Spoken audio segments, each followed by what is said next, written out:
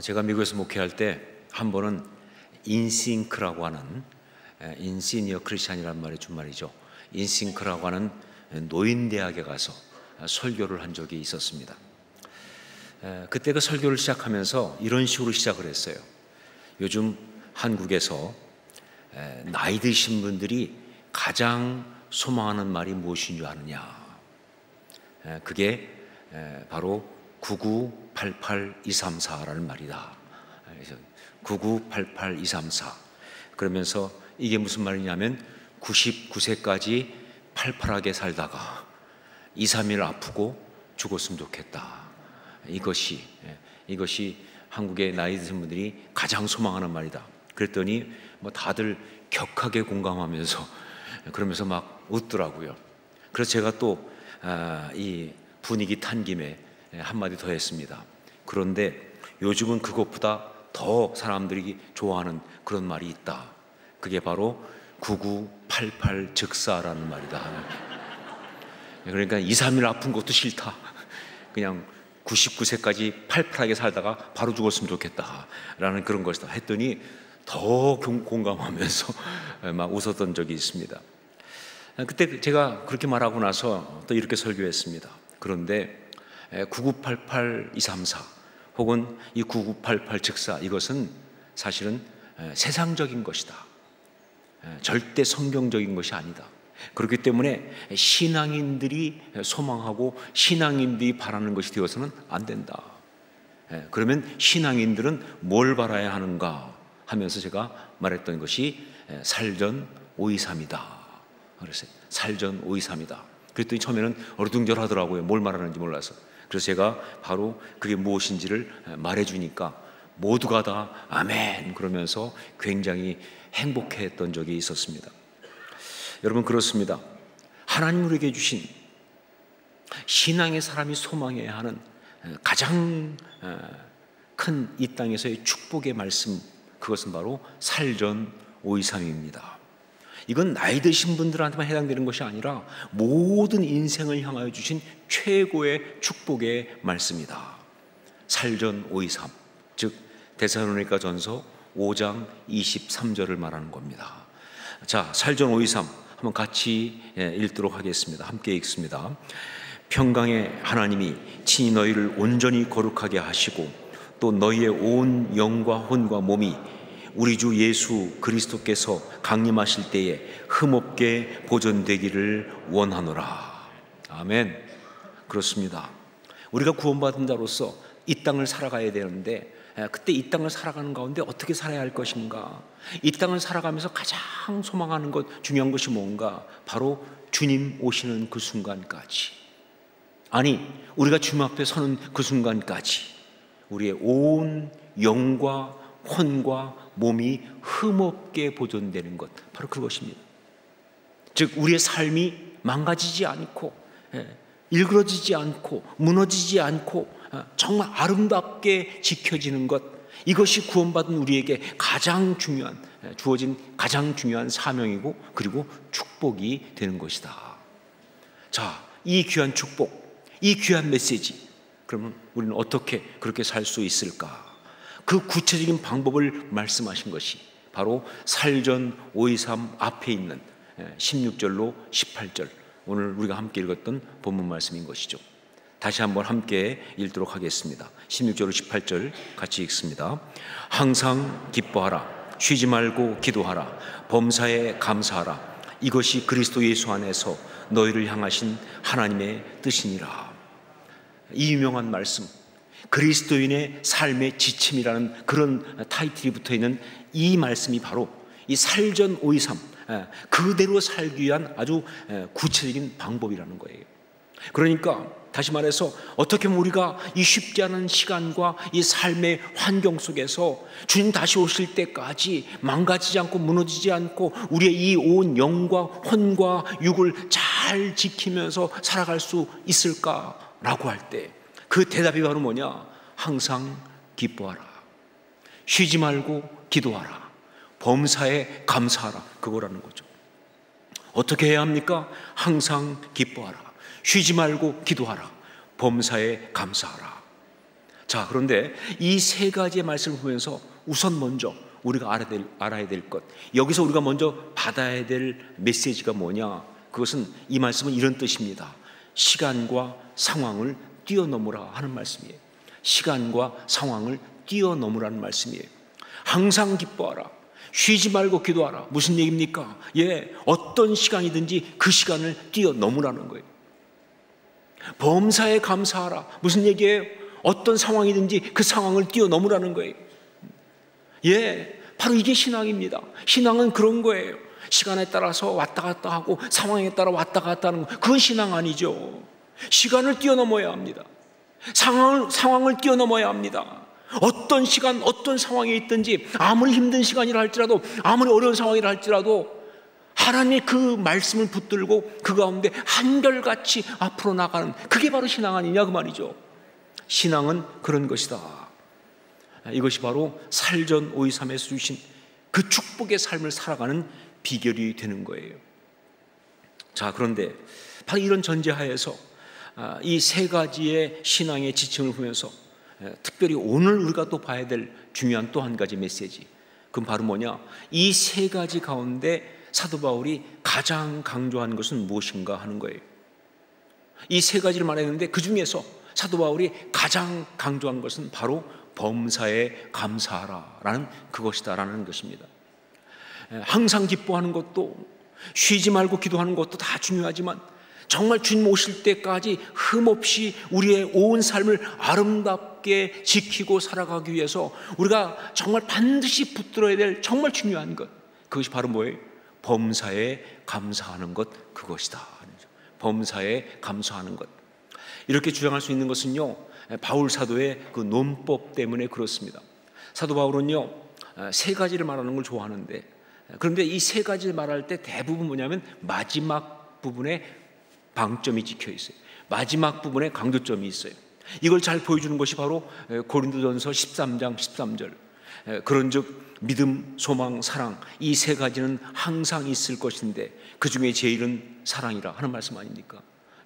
믿음과 소망과 사랑 다 중요하지만, 그런데 그 중에서 가장 이 상황에서 중요한 것, 그건 사랑이다 라고 그렇게 말하고 있는 거예요.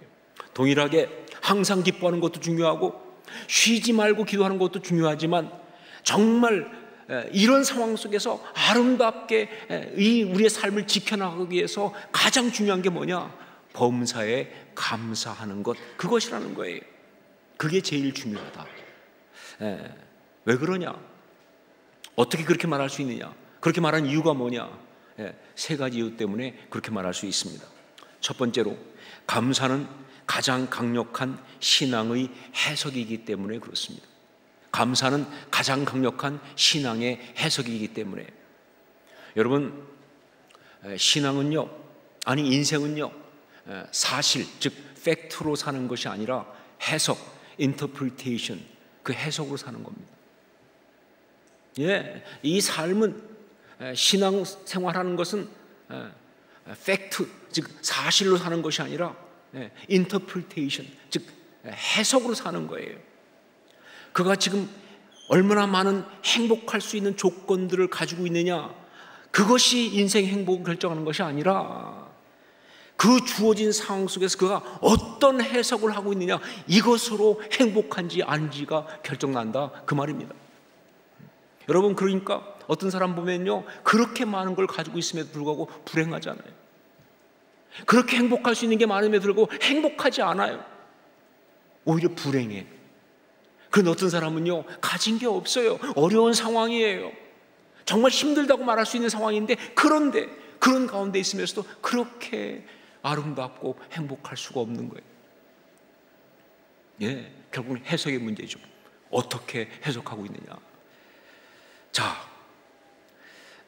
그런데 삶을 아름답고 행복하게 하는 최고의 가장 강력한 해석, 해석이 중요한데, 그런데 삶을 아름답고 행복하게 하는 최고의 가장 강력한 해석, 그게 뭐냐? 그게 바로 감사예요. 감사. 감사가 삶을 아름답고 행복하게 하는 최고의 가장 강력한 해석이에요. 감사는 특히 신앙의 사람의 감사는요, 우리를 불행하게 하려고 공격하는 그 악한 것들의 모든 공격을 다 무효로 만드는 정말 가공할 만한 그런 능력이 있는 강력한 삶의 해석인 겁니다. 아무리 그것들이 공격을 해도요, 그 모든 걸 다 바꿔버리는, 다 무효화시켜버리는 그런 강력한 가공할 만한 그런 삶의 해석이라는 거예요. 역사상 지금까지 이런 아주 놀라운 삶의 해석으로서의 감사의 가장 유명한 것이 바로 뭐냐? 그것이 바로 1621년 11월 매사추세츠의 플리모스의 청교도들이 그 첫 해를 지내고 나서 하나님께 올려드렸던 그 첫 번째 추수감사 예배, 추수감사 축제, 바로 그겁니다. 여러분, 기록을 봐서 알겠지만 그 당시 상황이 그렇게 좋지 않았어요. 우리는 보통 잘못 알고 있으면 풍성하게 추수를 해가지고 너무 풍족하니까 감사해서, 아니요, 그렇지 않았어요.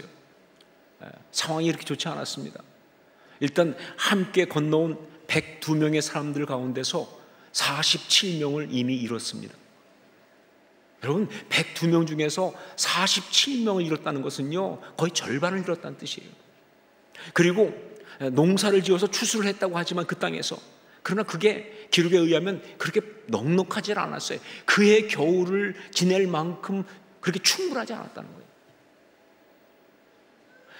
무엇보다 지금 바로 그 많은 사랑하는 사람들을 잃었던 그 혹독한 겨울이 다시 다가오고 있습니다. 또다시 겨울이 다가오고 있는 상황이에요. 자, 그런 상황에서 말이죠, 그들이 감사 예배를 드리고 감사의 축제를 벌였다고 하는 것은요, 객관적 상황 때문에 그런 것이 아니다, 그 말입니다. 상황은 안 좋았어요. 하지만 그들이 그것을 갖다가 감사로 해석을 했다는 거예요. 주어진 상황 속에서 아주 강력한 신앙의 해석을 한 것이다, 그 말이에요. 힘들었지만, 아주 많이 어려웠지만, 지금도 여전히 쉽지는 않지만, 그래도 정말 감사하다 라는 해석이에요. 힘들었지만, 많이 어려웠지만, 지금도 여전히 쉽지는 않지만, 그래도 정말 감사합니다. 이 감사 해석으로요, 그들은요, 아름답게 자기들을 지킨 거예요. 모든 상황이 의미 있고 가치 있게 된 것이다, 그 말입니다.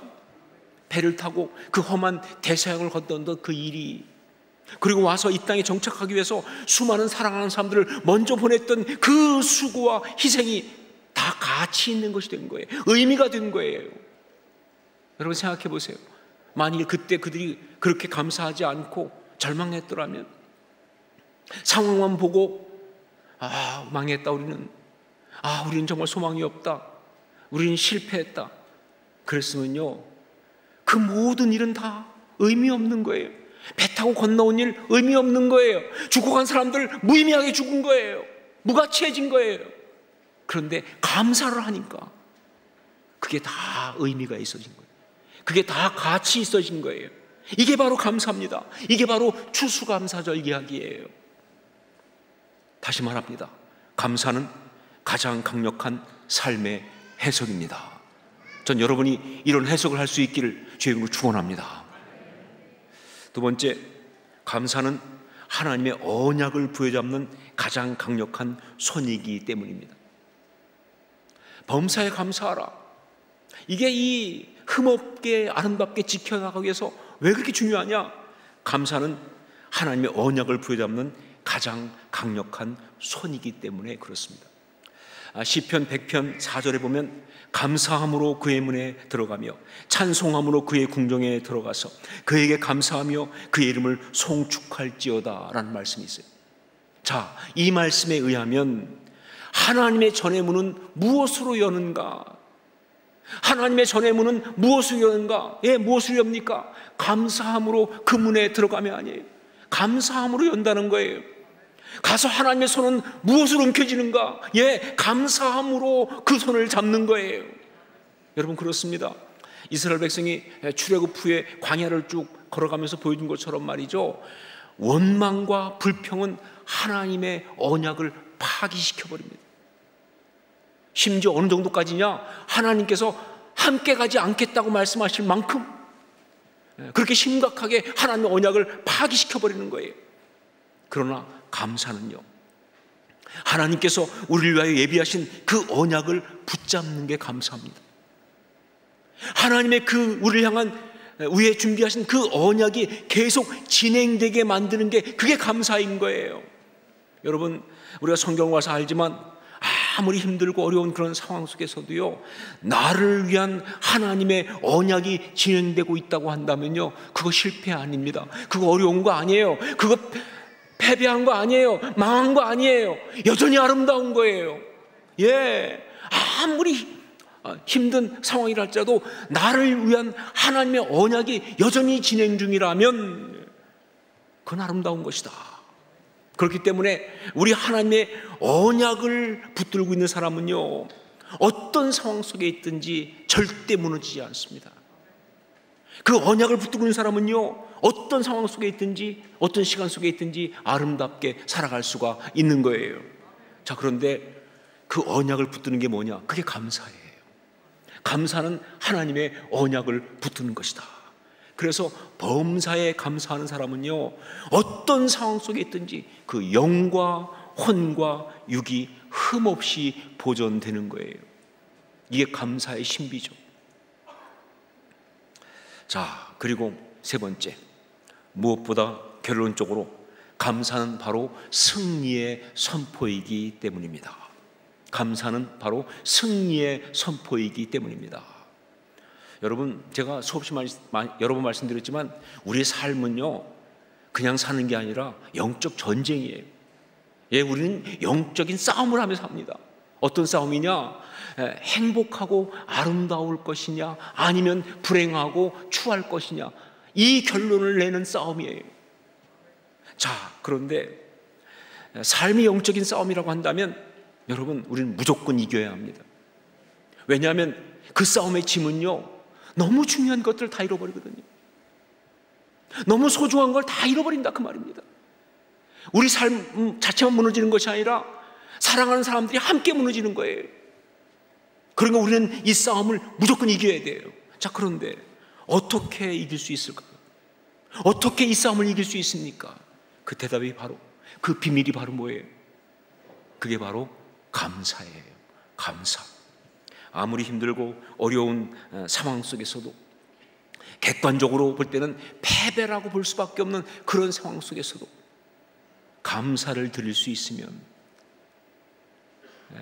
감사를 드리면 그는 이미 승리한 겁니다. 감사를 드린다고 한다면 승리한 거예요. 왜냐하면요, 감사는 승리의 선포이기 때문에 그래요. 감사는 승리의 선포예요. 역대하 20장에 보면 유명한 여호사밧의 전쟁 이야기가 나옵니다. 자, 그런데 이 여호사밧의 전쟁 이야기는요, 성경에 많이 나오는 다른 전쟁 이야기하고 좀 달라요. 왜냐하면 이것은요, 민족과 민족이 싸운 어떤 그런 이야기만이 아니라 바로 하나님의 백성이 하나님의 말씀에 따라서 하나님이 말씀하신 대로 영적 전쟁을 해서 이긴 그 이야기이기 때문에 그래요. 그게 강조된 이야기예요. 예, 하나님의 백성이 하나님의 말씀에 따라서 영적 전쟁을 그대로 해서 이긴 이야기예요. 그 전쟁은요, 유다와 그리고 모압, 암몬, 에돔 연합군과의 싸움이었어요. 정말 굉장히 어려운 싸움이죠. 그런데 그 싸움에서 유다 사람들은요, 세상적인 방법으로 전쟁하지 않았습니다. 칼 들고 창 들고 군사력으로, 아니요, 하나님의 백성이 해야 되는 그 방법대로, 말씀대로 찬양하면서 그렇게 전쟁을 감당했어요. 그리고 이긴 거예요. 객관적으로 이길 수 없어요. 예, 모압과 암몬과 에돔 한 민족도 감당이 안 돼요. 그런데 세 민족이 연합을 했으니까 이건 감당 안 되는 거예요. 이건 그냥 질 수밖에 없는 거예요. 그런데 그들은요, 하나님만을 의지하면서 신앙의 힘으로 찬양하면서 나갔어요. 그랬더니 어떻게 됐느냐? 그들의 그 예배, 그들의 그 신앙 앞에서 놀랍게도 대적들이 서로 분열하기 시작했어요. 이것들이 연합해서 힘들었는데 우리가 찬양하고 나가니까 그것들이 분열하기 시작한 거예요. 자기들끼리 막 싸우기 시작한 거예요. 그래서 결국은 다 망했어요. 승리했는데요, 그냥 승리가 아니라 감동적인 승리란 거예요. 감동적인 승리. 자, 그런데 그 싸움에서 그 유다 백성들이 말이죠, 레위 자손들과 함께 행진하면서 불렀던 노래가 하나 있습니다. 이게 중요하죠. 그것이 바로 여호와께 감사하세, 그의 인자하심이 영원하도다 라는 말씀이에요. 여호와께 감사하세, 그의 인자하심이 영원하도다. 이거밖에 없어요. 다른 얘기 안 했어요. 여호와께 감사하세. 이제 싸움하러 나가는데 계속 부른 게 뭐냐, 여호와께 감사하세, 그의 인자하심이 영원하도다. 대적 앞에서 하나님께 감사의 노래를 부른 거예요. 그랬더니 이겼다 그 말입니다. 왜냐하면요, 그들의 이 감사의 노래는 결국 뭐냐, 승리로 이어지는 승리의 선포니까. 승리의 선포니까. 자, 그래서 이 표현은요, 시편의 유명한 표현이 됩니다. 시편에 보면 이 표현이 굉장히 많이 나와요. 특히 시편 136편 같은 경우는요, 1절부터 26절까지 매 절마다 이 표현을 합니다. 매 절마다 이 표현을 해요. 마치 어떤 강력한 주문을 선포하는 것처럼 그렇게 노래하고 있는 거예요. 여러분, 감사의 고백은 승리의 선포입니다. 영적인 싸움에서 반드시 이기는 승리의 선포입니다. 그래서 감사가 입술에 있는 사람은요, 절대 패배하지 않아요. 감사가 입술에 있는 사람은 절대 무너지지 않습니다. 감사가 그 입술에 있는 사람은요, 어떤 상황, 어떤 자리에 있든지 하나님께서 원하시는 대로 정말 아름답게 그렇게 자신을 지키고 살아갈 수가 있는 거예요. 감사의 절기인 추수감사절이 되면 참 많은 감사의 찬양들이 불려집니다. 다 좋은 것 같아요. 찬양은 다 좋지만 특히 감사의 찬양은 다 좋습니다. 자, 그런데 그 좋은 찬양들 가운데 정말 많은 성도들이 너무나 사랑하는 찬양이 하나 있습니다. 아마 이 중에 있는 분들도 굉장히 가장 사랑하는 찬양일 수 있는 찬양이에요. 그것이 바로 날 구원하신 주 감사라는 찬양입니다. 날 구원하신 주 감사. 이 찬양은요, 스웨덴의 구세군 사역자였던 아우구스트 스토룸이라고 하는 분이 찬양시를 썼어요. 아우구스트 스토룸. 그런데 이 아우구스트 스토룸, 이 사람은요, 37세가 되던 1899년에 척추 손상을 입습니다. 그래서 장애자가 돼요. 이 척추 손상을 입고 장애자가 된다는 것은요, 중증 장애가 됐다는 뜻입니다. 걸을 수가 없어요. 하반신 마비입니다. 정말 얼마나 힘들었겠습니까? 정말 사역자로 열심히 주님을 섬기고 있는데, 그런데 척추 손상이 와가지고 그래서 걸을 수 없는 중증 장애인이 됐다는 사실은요, 정말 몸만 힘든 게 아니죠. 마음이 얼마나 힘들었겠습니까? 뿐만 아니라 영적으로 얼마나 흔들렸겠어요. 하나님 왜 이러십니까? 하나님 날 버리셨는가? 뭐 별별 영적 공격이 많이 오겠죠. 자, 그런데 놀랍게도요, 그의 그 이야기를, 일생을 보면요, 그 어려움이 있던 이전보다 그 어려움이 있고 난 이후가 그 삶이 훨씬 아름답습니다. 그 이후의 사역이 훨씬 더 아름답습니다. 그의 삶이 훨씬 더 아름다워요. 기가 막힌 이야기. 어떻게 이럴 수 있을까? 아니, 그렇게 치명적인 그런 어려움을 겪었는데 어떻게 훨씬 더 아름다울 수 있을까? 그가 그렇게 승리할 수 있었던 비밀을 보여주는 것이 바로 이 찬양이에요. 그가 그 후에 지었던 이 찬양, 이 가사를 보면 알 수가 있습니다. 이 찬양 시편을 묵상하듯이 우리가 함께 묵상하기 위해서 제가 가사를 한번 읽어드리겠습니다. 날 구원하신 주 감사, 모든 것 주심 감사, 지난 추억 인해 감사, 주 내 곁에 계시네.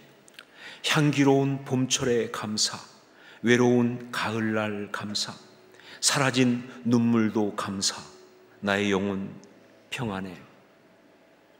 응답하신 기도 감사, 거절하신 것 감사, 헤쳐나온 풍랑 감사, 모든 것 채우시네. 아픔과 기쁨도 감사, 절망 중 위로 감사, 측량 못할 은혜 감사, 크신 사랑 감사해. 길가의 장미꽃 감사, 장미 가시도 감사, 따스한 가정 희망 주신 것 감사, 기쁨과 슬픔도 감사, 하늘 평안을 감사, 내일의 희망을 감사, 영원토록 감사해. 한국말로 번역된 이 찬양시만으로도요, 이 스토롬이 어떻게 그렇게 어려운 일을 겪고도 승리할 수 있었는지 그걸 우리가 충분히 알 수가 있어요. 이 내용만 봐도요, 정말 스토롬의 그 승리의 이유를 우리가 알 수 있는데, 그런데 여러분, 이 찬양시의 원문을 보면요, 정말 더 확실하게 어떻게 이길 수 있는지 그걸 우리가 알 수가 있습니다. 이 원문을 보면 훨씬 더 확실하게 그 승리의 이유를 알 수가 있어요. 스웨덴 말로 쓰여졌기 때문에 우리가 알 수가 없으니까, 그래서 이것을 그래도 가장 원문에 가깝게 번역한 게 영어거든요. 영어로 번역한 찬양시를 보면 이게 다음과 같습니다. 다 볼 수가 없기 때문에 1절만 보겠습니다. Thanks to God for my Redeemer. Thanks for all thou dost provide. Thanks for times now but on memory. Thanks for Jesus by my side. Thanks for present balmy springtime. Thanks for dark and stormy fall. Thanks for tears by now forgotten. Thanks for peace within my soul. 여러분 보셨겠지만 모든 문장마다 thanks, 감사로 시작합니다. 모든 문장이 다 thanks, 감사로 시작합니다. 한 절에 8번씩 3절까지 총 24번의 감사를 첫마디로 선포하고 있는 그런 노래예요. 이유가 없어요. 조건이 없어요. 뭐가 이래서 아니에요. 사실은 그냥 감사를 먼저 선포하는 겁니다. 이게 답이에요. 이게 비밀이에요. 엄청난 어려움을 겪었지만, 감당할 수 없는 어려움이 있었지만, 지금도 수없이 그걸 이용해서 악한 것이 나를 공격하고 들어오지만, 그러나 그 앞에서 그냥 무조건 감사를 선포하는 순간 이야기는 끝나는 거예요. 이미 승리한 것입니다.